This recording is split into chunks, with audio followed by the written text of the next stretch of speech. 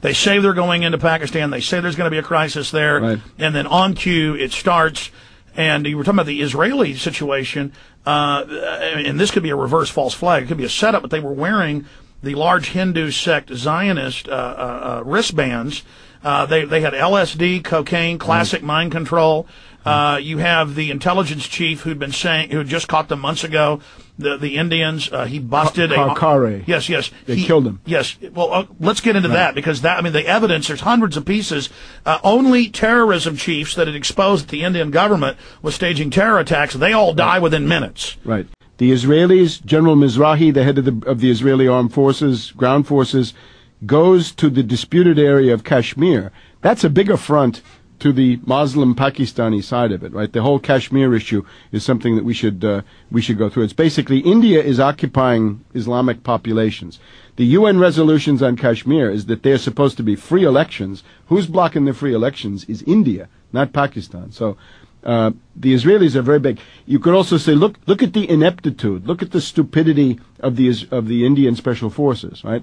They were trained by the Israelis, and now they're screwing it all up. Well, no, that went on for 65 hours. They stand down and don't shoot, and then 5 of the terrorism chiefs and deputies who'd all criticize the government, they are the ones that only magically get triple tapped apiece. Right. Impossible. Okay. The Hindus, the RSS, okay?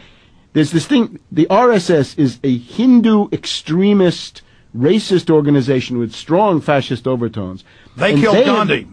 Yeah, in effect. They're the descendants of the killers of Gandhi, exactly. Because he wouldn't kill Muslims. Right, because he was not in favor of religious war. So here we have the religious war party, and sure enough, the U.S. and the British are backing And they're the ones tied in with Israel. That would be, as far as I can see, the ones with this blue, pink armband that the one guy was wearing. But the RSS has been killing people all over India for years and years. You never hear about that. And it's RSS infiltrators that keep doing false flags to the Muslims. Look, you have a terrorist swamp, then you have the RSS provides the ideology for that. And then you have the BJP, which is the governing party, and they are now bidding fair to take over the government again in the backlash to what has just gone on. And they give the conduit or the tunnel for the people to be brought in.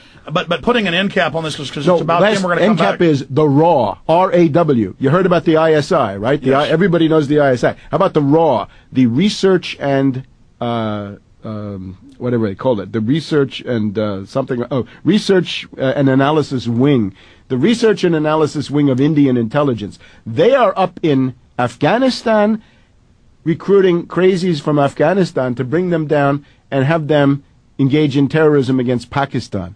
So the Indians have a real dirty aspect. Maybe the Israelis. Well, it's these same groups setting off bombings in the last few months, trying to overthrow the Pakistani government, and they're admittedly Western-backed. And the Pakistani government has been saying the West is staging this as a pretext, and that was the final point, to bring pressure in on Pakistan or even overthrow them. So when you come back in a few hours, we will break down that. But in the last minute we have.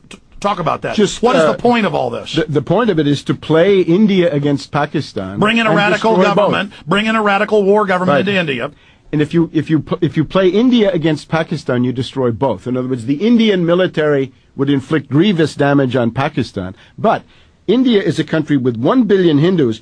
But there are 200 million Muslims. That'll cause tribal warfare. We're out of time. So it's just like Iran, Iraq being played off against each other, both sides being funded by the U.S. It's much bigger. It's huge. It's not 60 million and 20 times million. Bigger. It's not 60 million and 20 weapons million. On both sides. It's hundreds of millions against $1 billion plus. And nukes on both sides, which in the case of the Middle East, you absolutely. And then that's the Brookings Institution and others coming out, and Rand a few months ago saying we need a world war, something on that scale. Okay, Webster, thank you. We'll talk to you in a few hours back in studio.